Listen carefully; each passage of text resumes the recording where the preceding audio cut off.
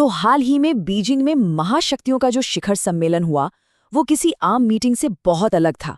कह सकते हैं कि ये भू राजनीतिक कूटनीति और जासूसी के स्तर वाले अविश्वास का एक मास्टर क्लास था। कैमरे के सामने तो मुस्कुराते हुए चेहरे और हाथ मिलाने की तस्वीरें दिखीं, लेकिन बंद दरवाजों के पीछे की कहानी कुछ और ही बयां कर रही थी। तो चलिए बिना किसी देरी के इस दिलचस्प घटनाक्रम का विश्लेषण शुरू करते हैं। जरा इस हेडलाइन पर गौर कीजिए। ट्रंप की टीम ने सब कुछ फेंक दिया, है ना? हैरान करने वाली बात। ये कोई रोजाना का कूटनीतिक बयान नहीं है। ये हेडलाइन सीधे हमें उस रहस्य की तरफ ले जाती है कि आखिर इतनी ऊंचे स्तर की बैठक का अंत इतना नाटकीय कैसे हो सकता है। बड़ी उम्मीदों के साथ गया एक इतना ताकतवर प्रतिनिधि मंडल खाली हाथ लौट आए और अपना सारा सामान वहीं छोड़ आए। ये साफ इशारा है कि पर्दे के पीछे कुछ बहुत ही गंभीर चल रहा था। आइए सबसे पहले बात करते हैं भाग 1 की। ये हाई स्टेक्स प्रतिनिधिमंडल यानी अमेरिकी कॉरपोरेट ताकत का एक अभूतपूर्व प्रदर्शन। इस पूरे रहस्य को समझने के लिए ये देखना जरूरी है कि आखिर इस यात्रा में शामिल कौन-कौन था। 2017 के बाद पहली बार इतना प्रभावशाली और ताकतवर समूह चीन पहुंचा था। एप्पल के टिम कुक, ब्लैक रॉक के लैरी फिंक, एलन मस्क और बोइंग से लेकर सिटी, ब्लैकस्टोन और कारगिल जैसी कंपनियों के दिग्गज, मतलब दुनिया के सबसे शक्तिशाली कॉरपोरेट लीडर्स की पूरी टीम शी जिनपिंग से मिलने गई थी। जब इतने बड़े लोग शामिल हों और दांव इतने ऊंचे हों, तो इसके बाद जो हुआ वो और भी ज्यादा चौंकाने वाला लगता है। अब आते हैं भाग 2 पर, पैरानोया प्रोटोकॉल यानी सुरक्षा के चरम उपाय। जैसे ही कैमरे बंद हुए, ये पूरी कहानी किसी हॉलीवुड स्पाई थ्रिलर में बदल गई।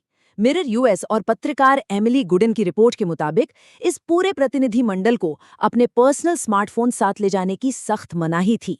जी हाँ, उन्हें सिर्फ बर्नर फोन दिए गए थे। अब ये बर्नर फोन क्या होते हैं? ये ऐसे अस्थायी डिवाइस होते हैं जिन्हें हैक या ट्रेस करना लगभग नामुमकिन होता है। अमेरिकी खुफिया एजेंसियों को इस बात का इतना गहरा डर था कि चीनी नेटवर्क उनके ओरिजिनल फोन हैक करके स्पाईवेयर डाल सकते हैं कि उन्होंने ये कदम उठाया। ये दिखाता है कि कूटनीति से कहीं ज्यादा टेंशन साइबर सुरक्षा की थी। और बात सिर्फ फोन तक ही नहीं रुकी। जरा इन चरम सुरक्षा उपायों को देखिए। पहला आदेश, चीन से मिला कोई भी उपहार वापस नहीं जाएगा, क्योंकि उनमें बग या ट्रैकिंग डिवाइस हो सकते हैं। दूसरा, प्रतिनिधिमंडल अपना खाना खुद अमेरिका से लेकर आया था।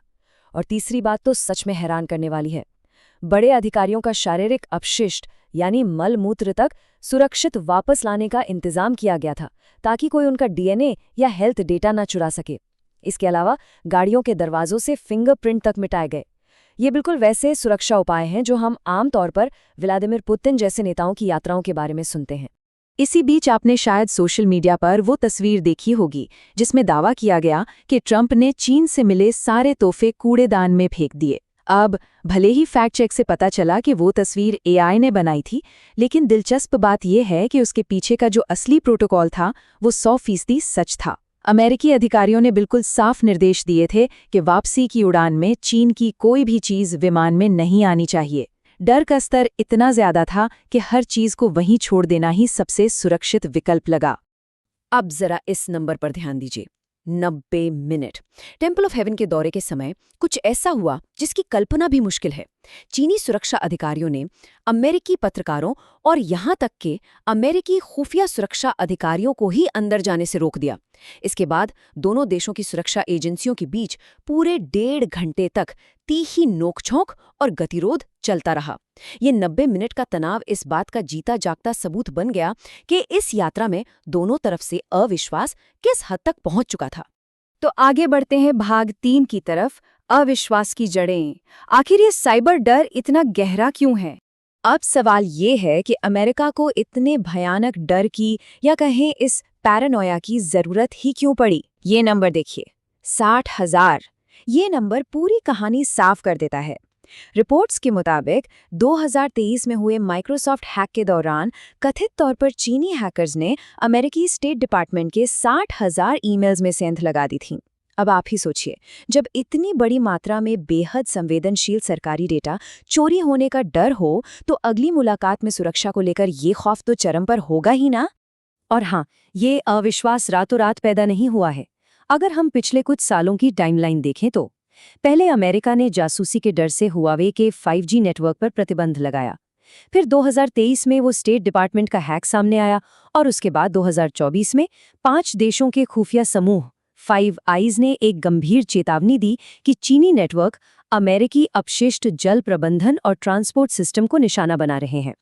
अमेरिका में ये माना जाता है कि चीनी टेक इंडस्ट्री अमेरिकी रिसर्च की नकल करके आगे बढ़ी है। बस इसी लगातार चलने वाले साइबर युद्ध ने कूटनीतिक मुलाकातों में शक की इतनी गहरी नींव रख दी है। आइए अब चलते हैं भाग 4 पर, विरोधाभासी दावे, यानी वॉशिंगटन और बीजिंग के बिल्कुल अलग अलग नैरेटिव। यात्रा खत्म होने के बाद जो बातें सामने आईं वो और भी उलझी हुई थीं। एक तरफ तो अमेरिकी खेमे से टीवी इंटरव्यूज में दावे किए गए कि ये दौरा बेहद सफल रहा, इसमें अरबों डॉलर के व्यापारिक सौदे हुए और ईरान को लेकर बड़े समझौते हुए। लेकिन दूसरी तरफ अगर हम देखें तो बीजिंग की तरफ से इस पर एकदम सन्नाटा था। चीन ने अपनी ओर से किसी भी बड़ी डील या समझौते की कोई आधिकारिक पुष्टि नहीं की। ये विरोधाभास अपने आप में बहुत बड़ा भू राजनीतिक संदेश देता है। यहाँ हमारा मकसद किसी का पक्ष लेना नहीं है, बल्कि स्रोत से मिली इन बिल्कुल अलग अलग कहानियों को निष्पक्ष रूप से सामने रखना है। चलिए इन दावों को जरा करीब से देखते हैं। दावा किया गया कि चीन ने 200 से लेकर 750 तक बोइंग जेट खरीदने का मन बनाया है। ये भी कहा गया कि ईरान के मामले में चीन ने हॉर्मुज जलडमरू मध्य को खुला रखने पर सहमति दे दी है। इसके अलावा एक दिलचस्प दावा ये भी था कि शी जिनपिंग ने चीन के अपने डीप सीक मॉडल के मुकाबले अमेरिकी आर्टिफिशियल इंटेलिजेंस की श्रेष्ठता को मान लिया है। लेकिन ध्यान देने वाली बात यह है कि ये सारे दावे एक तरफा थे और दूसरी तरफ से यानी चीन से इनकी कोई भी आधिकारिक पुष्टि नहीं हुई। अब हम आते हैं अपने अंतिम हिस्से भाग 5 पर, असली भू राजनीतिक संदेश। इन सभी दावों, सख्त सुरक्षा उपायों और कूटनीतिक उलझनों से थोड़ा पीछे हटकर पूरी तस्वीर को देखने की जरूरत है। आज दुनिया में पूर्व के उदय और पश्चिम के पतन को लेकर बहुत चर्चाएं होती हैं और ये शिखर सम्मेलन इसी ग्लोबल पावर प्ले का एक बड़ा हिस्सा था। इस पूरे घटनाक्रम से एक बात शीशे की तरह साफ हो जाती है कि ये दौरा असल समझौतों पर दस्तखत करने के बारे में कम और भू राजनीतिक प्रतिद्वंदिता का एक भव्य थिएटर ज्यादा था। कैमरे के सामने हाथ मिलाने की उस औपचारिकता के पीछे का सच यही है कि आज इन दो महाशक्तियों के बीच संबंध जीरो ट्रस्ट यानी बिल्कुल शून्य विश्वास की नींव पर टिके हैं। हर एक बातचीत इसी गहरे अविश्वास के साए में हो रही है। और यहीं पर एक बहुत ही अहम सवाल खड़ा होता है।